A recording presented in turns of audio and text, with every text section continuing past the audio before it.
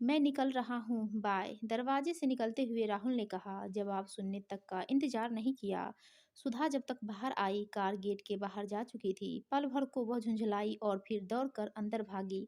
बच्चों की भी स्कूल बस आने ही वाली थी। बच्चों के जाने के बाद वह उसका घर के काम निपटाने का मन नहीं हुआ। आज घरेलू सहायिका ने भी छुट्टी ली थी। वह उदास मन से बालकनी में बैठ चाय पीने लगी। उसके अकेलेपन में चाय की महक उसे सुकून देती है। कैसा मशीनी हो गया है उसका जीवन। 10 साल हो गए हैं शादी को और निरस्ता परसर गई है राहुल और उसके रिश्ते में। शादी के बाद उसे नौकरी छोड़नी पड़ी थी क्योंकि सास को पसंद नहीं था, जबकि वह साथ भी नहीं रहती थी।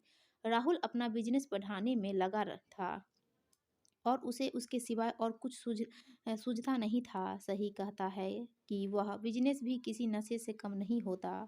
वह भी खुद को बच्चों और घर के कामों में व्यस्त रखती थी या रखने की कोशिश करती, वरना वह तो पंख फैलाए उड़ना चाहती है। कुछ सही कहती है, रोमांस, छोटे छोटे प्यार के पल, सब बीती बातें लगती है। क्या सभी के साथ ऐसा होता है? उसकी ज़िंदगी में तो ऐसा ही हो रहा है। बस वे भाग रहे हैं और इस तरह दिन से रात होती है, रात से सुबह और फिर रात। राहुल कैसे भूल सकता है आज का दिन?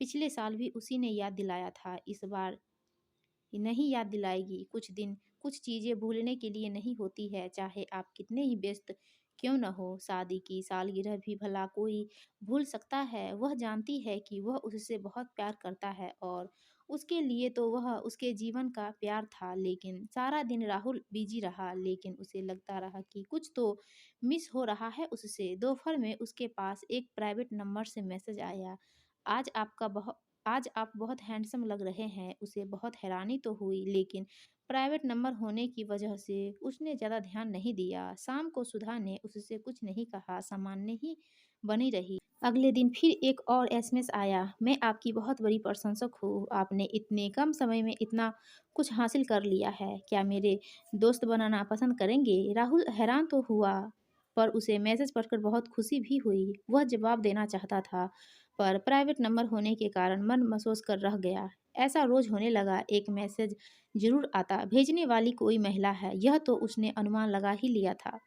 अब तो मैसेज आने का इंतजार करने लगा। वह यह सोचकर हैरान था कि आखिर वह महिला उसके बारे में इतना सब कुछ कैसे जानती है। राहुल के लिए धीरे धीरे जीवन एक बार फिर रंगीन हो गया। उसके अंदर पसरी बेझिलता कम होने लगी। वह घर घर पर भी सुधा से हंसकर बात करने लगा। एक दिन तो मैसेज पढ़कर वह आश्चर्यचकित रह गया, आप बहुत ही अच्छे हैं, अपने परिवार से कितना प्यार करते हैं, ऐसे लोग आजकल मिलते ही कहाँ हैं। आपकी पत्नी सचमुच बहुत भाग्यशाली है। इसके बाद तो वह घर पर ज़्यादा समय देने लगा। सुधा ने कहा भी, तुम में काफ़ी बदलाव आ गया है, क्या बात है?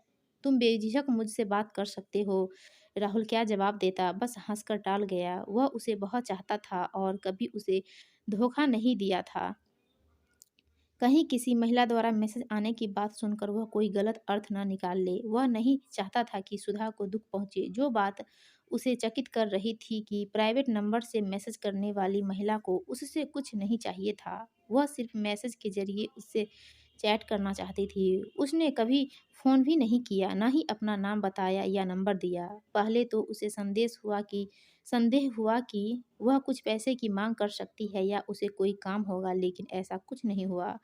रहस्यमय लेकिन रोमांटिक मैसेज नियमित रूप से मिलते रहे उसे। उसका मन करता कि वह उस महिला से बात करे या उसके मैसेज का जवाब दे, लेकिन वह अज्ञात ही रही। आखिरकार कुछ महीनों बाद महिला ने कहा कि वह उससे मिलना चाहती है। राहुल का दिल धड़कने लगा, लेकिन वह असमंजस में था। कहीं इस तरह वह सुधा के साथ बेवफाई तो नहीं करेगा। फिर उसने अपने आप को समझाया, मैंने कभी कुछ गलत नहीं किया, इसलिए मुझे चिंता नहीं करनी चाहिए। मैं उससे यह जानने के लिए मिलूंगा कि वह कौन है और वह मुझसे क्या चाहती है। शाम को अपना काम जल्दी खत्म कर वह उस जगह में पहुंच गया जहां उन्होंने मिलने का फैसला किया था। महिला ने मैसेज में लिखा था, वह पिंक रंग की ड्रेस पहने होगी क्योंकि यह राहुल का फेवरेट कलर है। धड़कते दिल के साथ वह पहुंचा। पिंक ड्रेस पहने एक महिला कोने की टेबल पर बैठी थी। उसकी पीठ उसकी तरफ थी, उसके बाल पीठ पर लहरा रहे थे। उसने अंदाजा लगाया कि वह अवश्य ही बहुत खूबसूरत होगी। उसकी सांसें तेज तेज चल रही थी।